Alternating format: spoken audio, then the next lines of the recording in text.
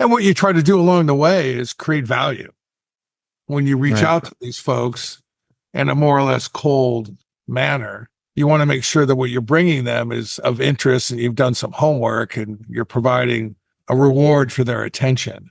And so that gives you a chance to engage. And then once you do, you can transform that relationship. It can become a consultative relationship as opposed to a transactional moment.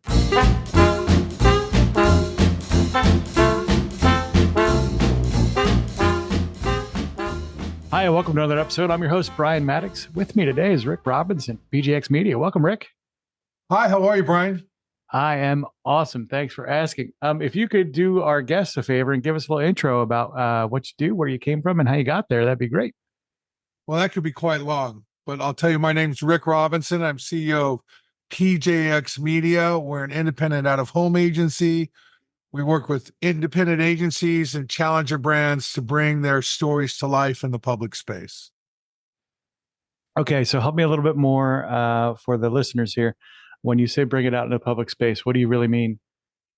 Well, it's in the form of out-of-home media. So billboards, digital boards, buses, airports, malls, arenas, stadiums, anywhere you see messaging out in the public space.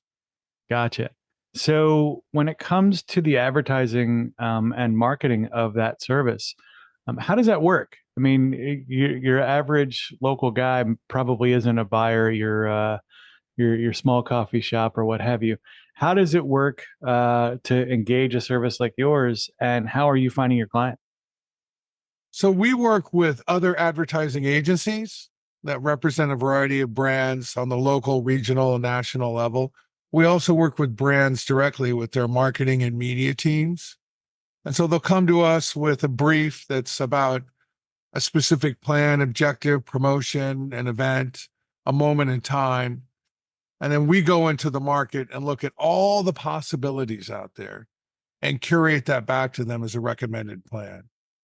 We're the ones who find where it can happen and show them how to make it happen.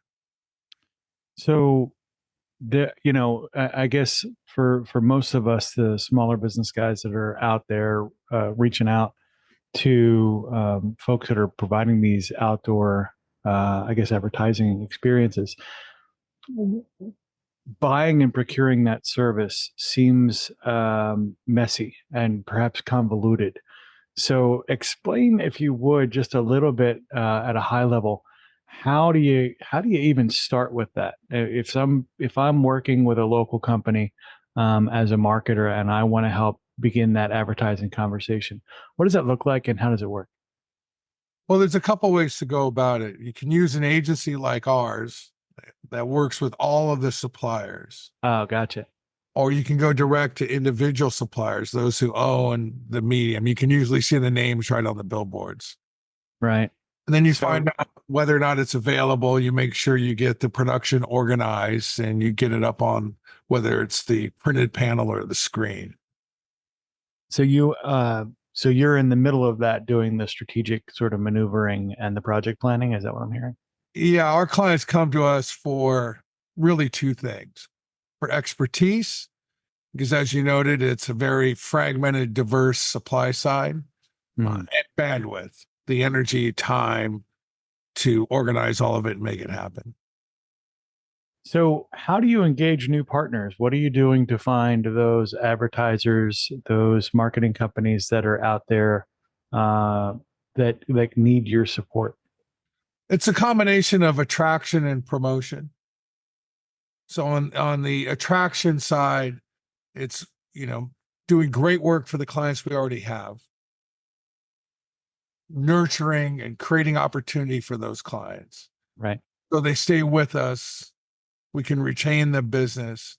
And when they move to other agencies or brands, they're very likely to use us. So that's a very nurture, create mindset. Referral side. Yeah. And that's key. That's really the core and the foundation. And then on the promotion side, we're very active on LinkedIn with thought leadership, with expressions of work we do, examples of work we do, calling out where we've been recognized for award-winning work and things like that. And then we have a new business team that's very aggressive with an email marketing formula and a lot of cold and slightly cold, barely warm outreach, right? Warmed over. Yeah, so really it's a mix of both. We do a great job with the business we have. We take care of it. They tend to come back. And when they move around, they're likely to refer us or come back. And then we go out and develop and do demand creation, both with email marketing and LinkedIn. So you're in a situation where the service you provide would likely not be a viable solution for the marketing problems that you have. Is that a fair statement? Yes, that is very true. It'd be very unlikely for us to invest in out-of-home media to sell the services of PJX Media.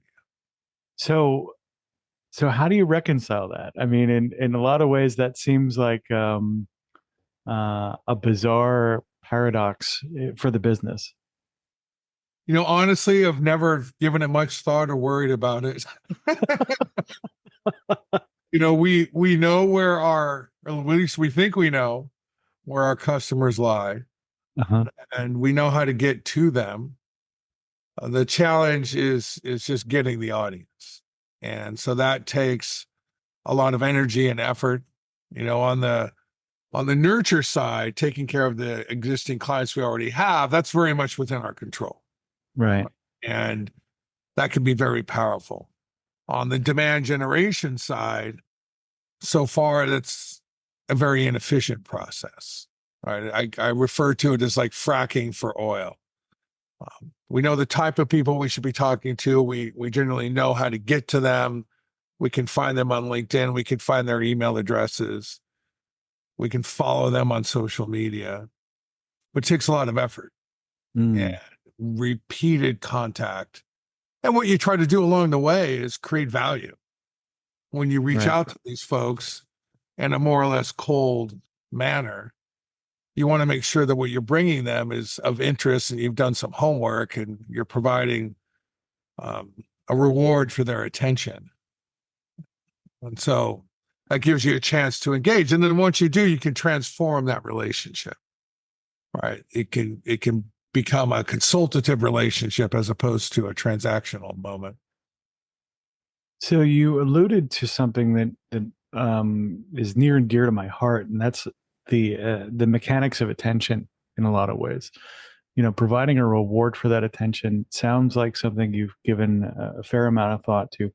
What does it look like? How does that work for you and your business? Tell me more there. I'm very curious. Sure. Well, what you want to understand is the problems they might be having on their side of the fence. So if they're a growth marketer or a CMO, media buyer, or somewhere in that spectrum of discipline, they're going to have certain concerns and issues. They're going to want to make sure their brand's getting heard. They're going to want to make sure their investment in any media pays off and has some sort of return on ad spend. They're going to want to be aware of opportunities in markets that make sense for them. And so we'll try to align with each of those concerns. We'll bring forward opportunistic moments. Hey, here's a giant wall on the Sunset Strip. This has your brand's name on it. Wanted you aware of it. Now, that may not be something they're interested right at the moment, but if you communicate it quickly and easily, make it painless for them to understand what you're bringing forward. Like, don't write a book, right? Yeah. Simple subject line, a photo, 2 or 3 sentences. Oh, great. I'm glad I'm aware of this. So now we've provided information that's valuable. It was easy to consume. May or may not be relevant exactly at that moment, but it could spark more conversation. Right. And then you dive into the other parts of your value proposition.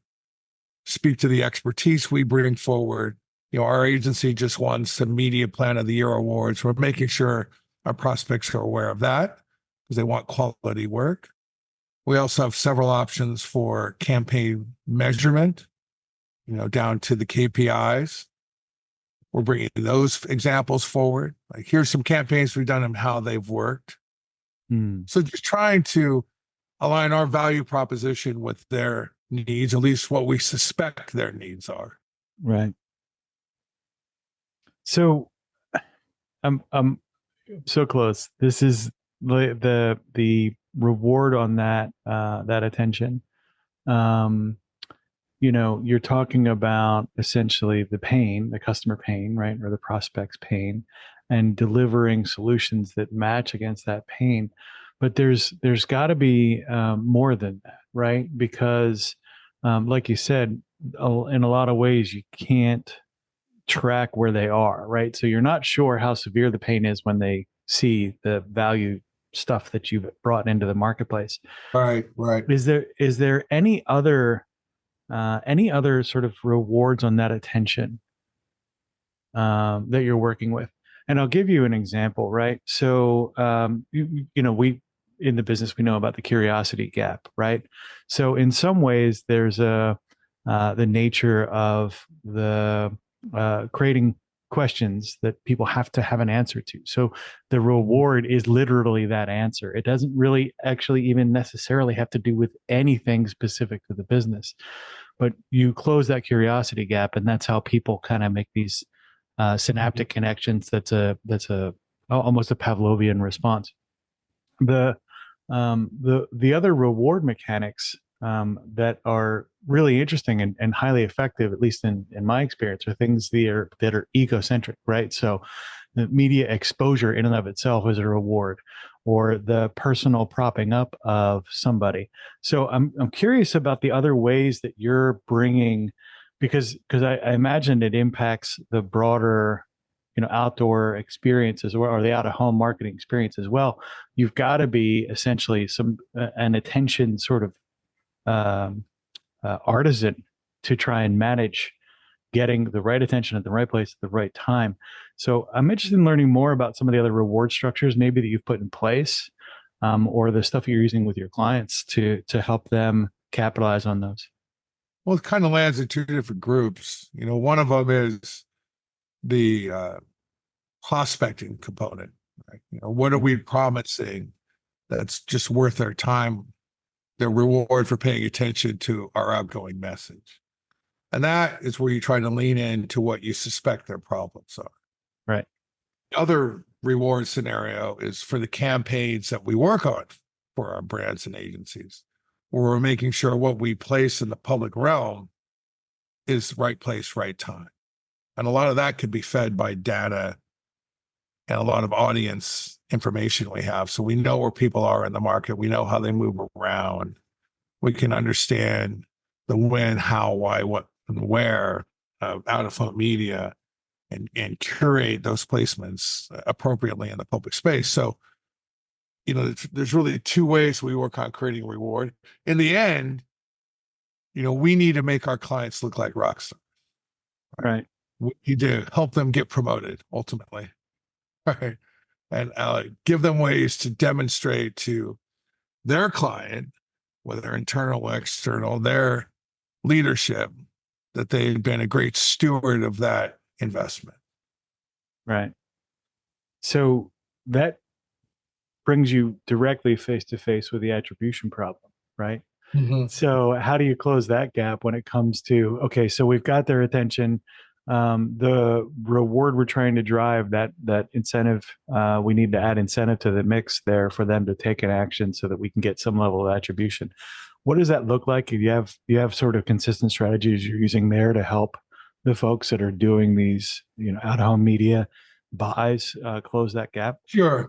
I mean, the industry has several approaches. We engage in all of them. We use outside third-party sources to track attribution of all out of home campaigns. And there's several ways you can do it.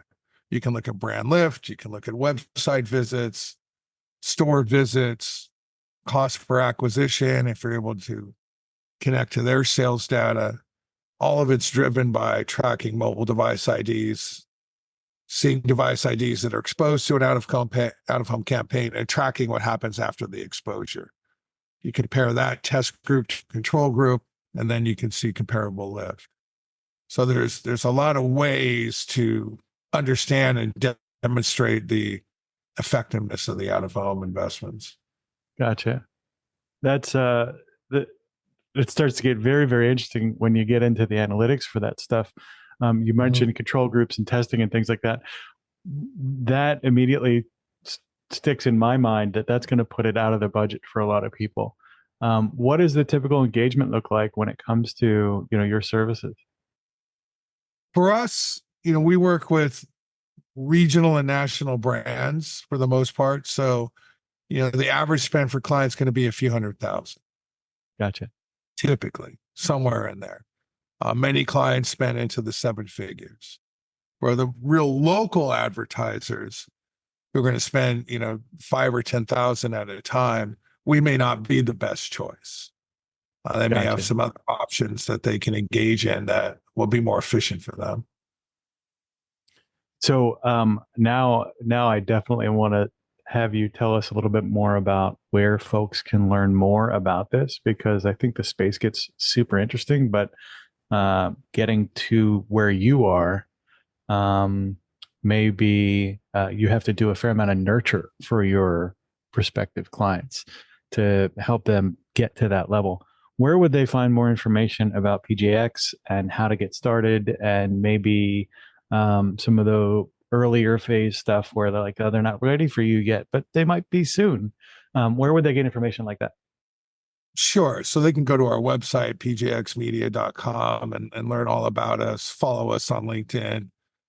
In both cases, you'll see what we're up to. There's also OAAA.org, OAAA.org, which is the industry trade group. There's a lot of learnings there. I think in both cases, it'll give you a good sense of the lay of the land. If you're a smaller local advertiser that just wants to buy one billboard at a time, you can work with your local billboard companies Right. and we have the best success. Once you start investing further and start rising the tide, so to speak, you'll need help. And that's where complexity comes in and where our value proposition really makes a difference. Yeah, you have, I mean, obviously, when you go from a local to a larger market, you have differentiation you've got to deal with. You've got all sorts of, the attribution problems, like we discussed, the attention mechanics. And I think it really makes a ton of sense to start to get help at the very least in that context, minimally. Prior to that, you're suggesting that the kinds of services you would provide at a national or large regional level would be best delivered by a local distributor. Is Uh, that it really depends. okay? It's interesting because some of our biggest clients came to us with very small budgets. We have several clients spending in seven figures who started out spending $10,000 or $20,000.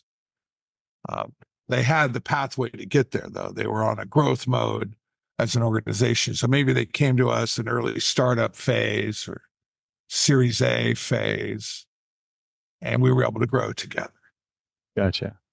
Really depends on the roadmap of the business. So when you're identifying a prospect that would be ideal for you, that may be in that growth phase, what are the hallmarks of somebody who's kind of in the right spot to grow with you? Usually they have an opportunity to go national on their end. It's some sort of direct to consumer brand or B2B tech brand that has a roadmap in front of them that's going to create an opportunity for growth. All right. If it's So they're scalable. they're scalable for sure. They're scalable. Uh, they're having success getting funding. They're getting wind at their back. And right when that's starting to happen, we're able to go add to that. All right. Give them a presence in the public space. It gives them proof of life or legitimacy out in the real world. Sometimes that's to help to support their efforts at the brick and mortar phase. Sometimes it's there to help support their online efforts. It could be pre-IPO. There's a variety of tactics that come into play. Gotcha. Gotcha. Rick, this has been awesome. If as we kind of exit here, I think we've talked about who can reach out to you and how they should. Um, I'd love to know your three biggest sort of learnings in the role that you're in, that we can share with our marketing listeners, so that they can take that back and perhaps learn from your experience? The biggest learnings. There's so many. I don't know. There's many more than All right. three. We'll But start with three, and we'll record another episode in a couple of months for the rest. I would say this, that you've got to provide clarity and energy for your teams when you're in a leadership role, and constant. So I think whenever you get into any C-level type of role, you become the chief repetition officer as much as anything, because your teams are looking for clarity and purpose, the what and why of where you're going, and they need to keep hearing it. On the opposite end of that spectrum, or somewhere adjacent in there, is helping your teams understand that the most powerful thing we have to offer, by far our most lethal asset, right? Most useful asset as well, is our undivided attention. So it's not so much all of our tactical capabilities, how well our machine runs, our history, why we're in business. It's not so much all of that. I think in this day and age, we can give people our undivided focus and listen to them for just 5 minutes and make it all about them, not about us, but all about them. Then we have a real chance. Then we have a chance to understand their issues and create value. And I think that's what everybody's craving. It's just, give me somebody's undivided attention. Yeah. So I'll leave it with them. All right. Well, that's awesome, Rick. I want to thank you so much for your time today. This has been great, and I definitely want to hear round 2 on the lessons learned. We'll reach back out to you and see if we get another episode in the books. Thank you. My pleasure very much.